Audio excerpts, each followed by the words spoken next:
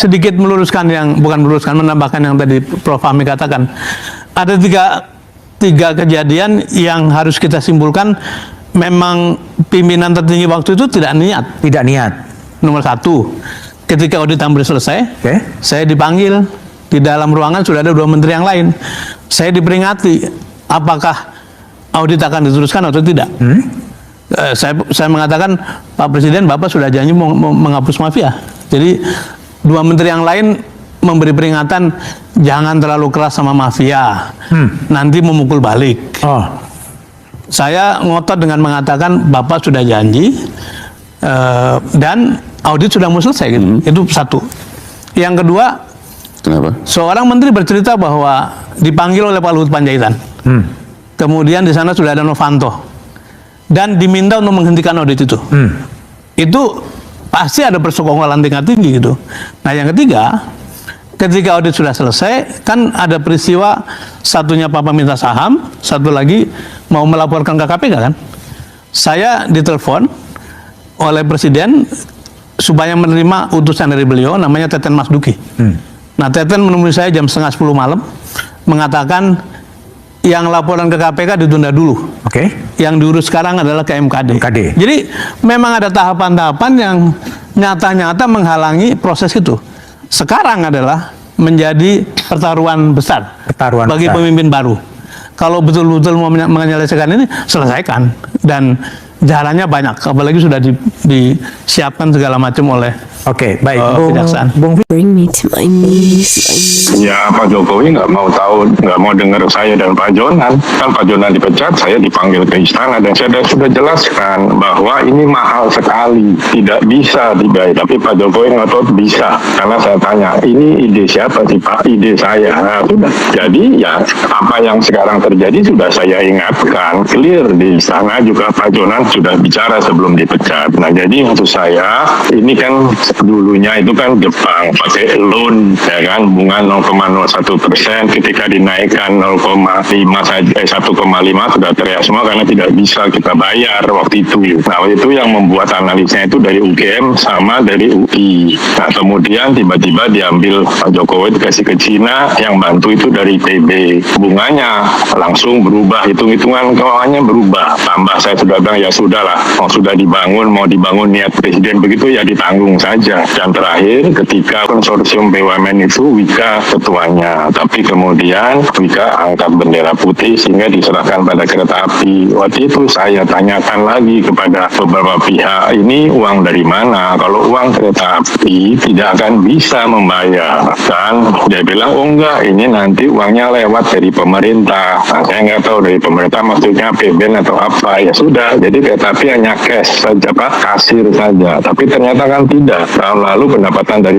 PTBA 6 triliun sudah diambil. Nah, nanti terus bagaimana? Nah, sekarang kalau keributan begini, ya saya setuju dengan Menteri Keuangan, yaitu urusannya Danantara, karena sudah diambil alih kan, kereta api ada di bawah Danantara. Nah, jadi saya juga sudah ingatkan bahwa ketika Sri Lanka tidak bisa bayar utang pelabuhannya diambil dan jadi pangkalan militer Cina di sana. Nah, kalau ini nanti tidak bisa bayar, apa Cina mau ambil? Enggak, mungkin Cina akan saya minta pelabuhan di Natuna misalnya. Apa kita mau kepikiran?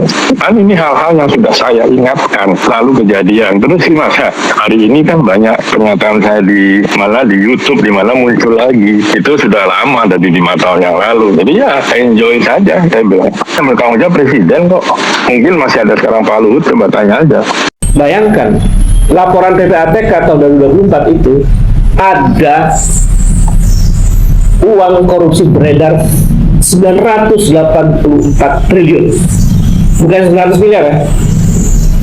1 tahun kekuasaan era Jokowi di periode terakhir, 1 tahun ada 984 triliun uang korupsi beredar. Itu sebayangkan betapa rusaknya Republik ini. Artinya hampir 30% dari APBN.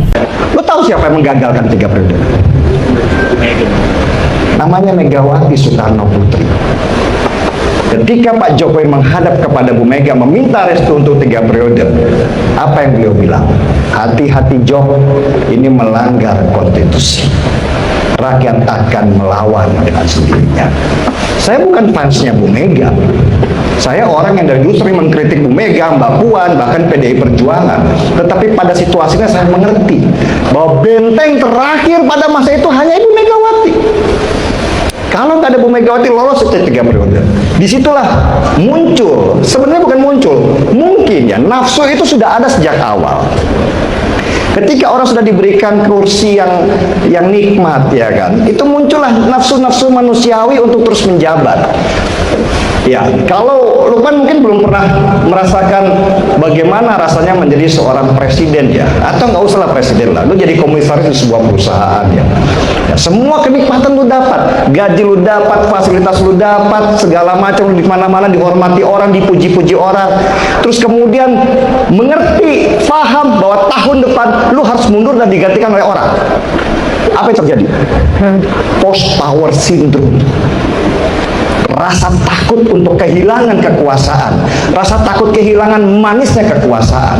Ini sesuatu yang sifatnya manusiawi banget sebenarnya. Hanya orang-orang tertentu yang bisa menguasai diri supaya tidak masuk ke wilayah ini. Dan Pak Jokowi yang saya kira pada waktu itu sudah selesai dengan dirinya sendiri, ternyata belum, jauh daripada itu.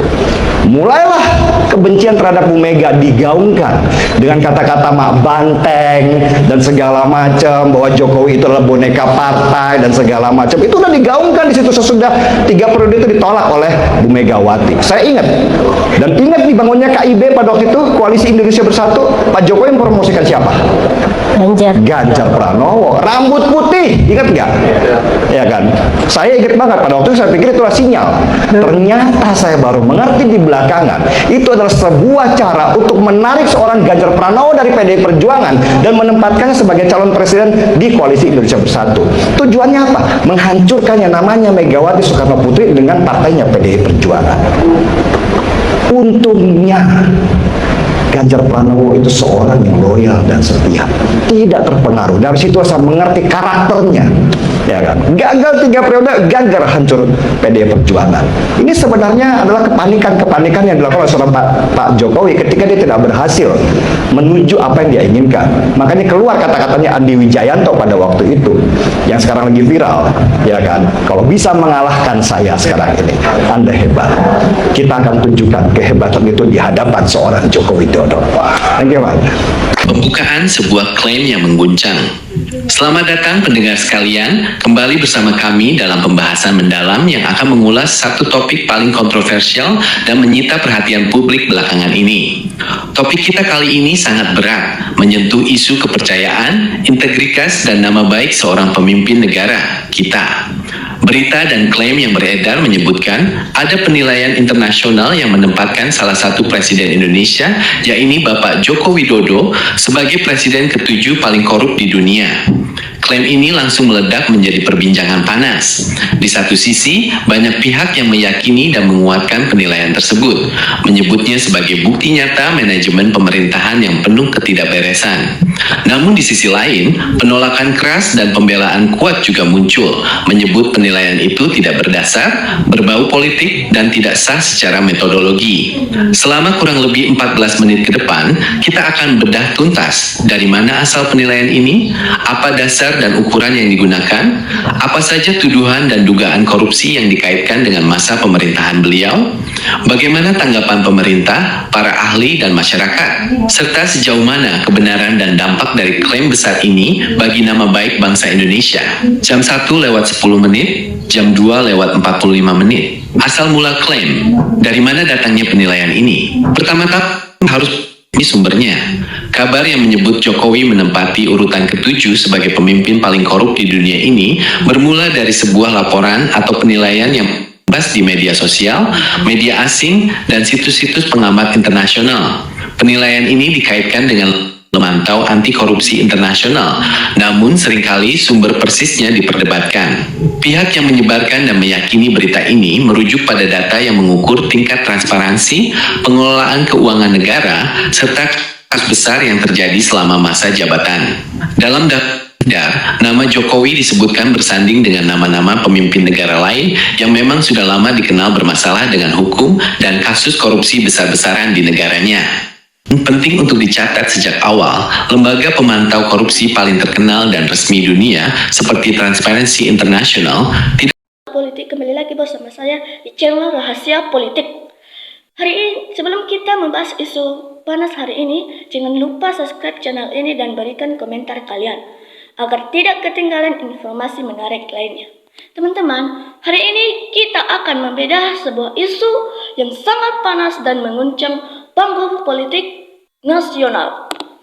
Mantan pejabat dan pengamat hukum mulai belak-belakan pengamat membuka tabir di balik masa pemerintahan Presiden Jokowi. Mari kita bahas poin-poin pentingnya. 1. Kesaksian intervensi hukum di tingkat tinggi. Ada kesaksian menunjukkan mengenai proses audit yang sangat sempat dihalangi. Disebutkan bahwa pimpinan tertinggi saat itu diduga tidak memiliki niat untuk memutuskan kasus. Bahkan ada momen di mana menteri diperingatkan oleh menteri lain untuk terlalu keras kepada mafia agar tidak memukul balik. Kasus ini juga menyeret nama-nama besar seperti Novanto yang diduga bersengkongkol untuk menghentikan audit, serta adanya arahan agar laporan ke KPK ditunda. Kedua, sengkarut proses kereta cepat dan risiko utang. Isi kereta cepat menjadi sorotan tajam. Isu kereta cepat proyek yang awalnya direncanakan menggunakan pinjaman Jepang dengan bunga sangat rendah, tiba-tiba dialihkan oleh Presiden Joko Widodo ke pihak Cina dengan bunga jauh lebih tinggi. Mantan pejabat menyatakan sudah memperingatkan risiko besar ini hingga berujung pada pemecahan menteri yang tidak sejalan. Kekhawatiran besar muncul apabila Indonesia gagal membayar utang tersebut. Berkaca dari Sri Lanka, di mana pelabuhannya harus diambil dari menjadi pengadilan militer Cina. 3. Fantastisnya anggaran korupsi dan penyelamat konstitusi. Berdasarkan laporan PPATK tahun 2024, angka peredaran uang korupsi di akhir area Jokowi sangat fantastis, yakni mencapai 9.804 triliun rupiah dalam 1 tahun, atau hampir 30% dari APBN. Di sisi lain, terungkap juga bahwa sosok yang mengagalkan wacana jabatan Presiden 3 periode adalah Megawati Soekarno Putri, yang tegas memperingatkan Jokowi bahwa hal tersebut melanggar konstitusi. Penolakan inilah yang dinilai memicu keretakan hubungan dan munculnya fenomena post-WhatsApp drama. 4. Isu internasional klaim Presiden terkurung. Ke-7. Pembahasan semakin berat dengan munculnya klaim di media sosial dan media asing menempatkan Jokowi sebagai presiden paling korupsi di dunia. Kendati demikian, perlu diluruskan secara objektif bahwa lembaga resmi internasional tidak pernah merilis peringkat pribadi seperti itu, melainkan hanya merilis indeks persepsi korupsi IPK. Kelima, pro dan kontra di mata publik. 1. Pihak pengkritik menilai predikat tersebut muncul karena maraknya kasus korupsi bansos, dana desa, dugaan nepotisme atau dinasti politik keluarga, kurangnya transparansi proyek infrastruktur, serta intervensi penegak hukum. Kedua, pihak pembela menyatakan tuduhan tersebut tidak berdasar dan bermotif politik. Menurut mereka, banyaknya kasus yang terungkap justru membuktikan bahwa hukum di area Jokowi berjalan tegas dan transparan, sementara majunya keluarga dalam politik adalah hak warga negara yang sah. Sobat politik, perdebatan ini tentu membawa dampak luar biasa citra bagi bangsa bagi mata di dunia dan memicu polarisasi di masyarakat. Namun secara hukum, selama belum ada putusan pengadilan yang berkekuatan hukum, tetap predikat-predikat tersebut malah bersifat penilaian moral politik. Bagaimana tanggapan kalian melihat fakta-fakta ini? Nah teman-teman, sekarang kita melihat berbagai pendapat dari teman-teman kita. Ya teman-teman, disampaikan oleh teman kita Adi. Biar bagaimana periksa megantengnya, jangan dengan yang begitu-begitu. Nah teman-teman, kita lanjut. Pendapat dari teman kita Ridwan. Semoga mendapatkan hukuman yang setimpal dan dunia akhirat. Amin. Nah teman-teman, disampaikan juga oleh teman kita Edi. Mudah-mudahan terbukti dan kembali untuk kemakmuran semua. Nah teman-teman, kita lanjut. Teman kita Andi memberikan pendapatnya benar, jujur dan berani, dan ketemu dengan keadilan benar, jujur takut percuma, hanya menyiksa diri sendiri. Nah teman-teman, kita lanjut. Teman kita Supi memberikan tanggapannya, rakyat semakin tercekik dengan kebutuhan hidup sehari-hari. Nah teman-teman, teman kita Karis memberikan pendapatnya, kebanyakan pejabat maling di negara ini. Teman-teman, teman kita Warung memberikan tanggapannya, rakyat sudah lelah menunggu Jokowi diadili. Dan teman-teman, kita lanjut. Teman kita Lili memberikan tanggapannya, segera diadili supaya rakyat merasa lega. Nah teman-teman, kita lanjut. Teman kita Hadi memberikan tanggapannya, aduh, idam memang tidak berulang. Nah teman-teman, teman kita Fahki memberikan tanggapannya, enak jadi penguasa di Indonesia kalau koruptor susah diproses. Nah teman-teman, teman kita Gadis memberikan tanggapannya, gak takut dosa, buat apa itu semua. Nah teman-teman, kita lanjut.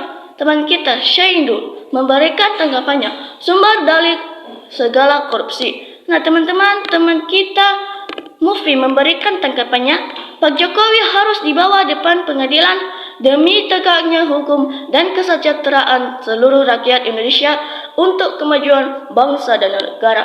Nah teman kita Darso memberikan tanggapannya, ya, akhirnya mengakui bobroknya, semoga hukum tegas dan berani. Nah teman-teman, teman kita Bandi memberikan tanggapannya, semoga semua bisa terbongkar, barang busuk ditutupi seperti apa akan tercium. Nah teman-teman, teman kita Darmai memberikan tanggapannya, pulih 90% mau killing seluruh Indonesia. Nah teman-teman, kita lanjut.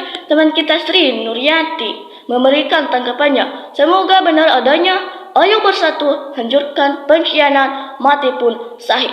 Nah teman kita Sardi memberikan tanggapannya, apa rakyat yang turut dinepalkan kalau para pejabat tidak mau tobat. Nah teman-teman, kita lanjut. Teman kita Nurut memberikan tanggapannya, rakyat menginginkan koruptor dibersihkan, jangan tebak pilih. Nah teman-teman, kita lanjut. Teman kita Ibu Disha memberikan tanggapannya, wah, itu buat rakyat bisa sejahtera. Teman-teman, demikian saja cuplikan video kali ini. Jangan lupa saksikan video berikutnya yang tak kalah menarik. Salam NKRI harga mati.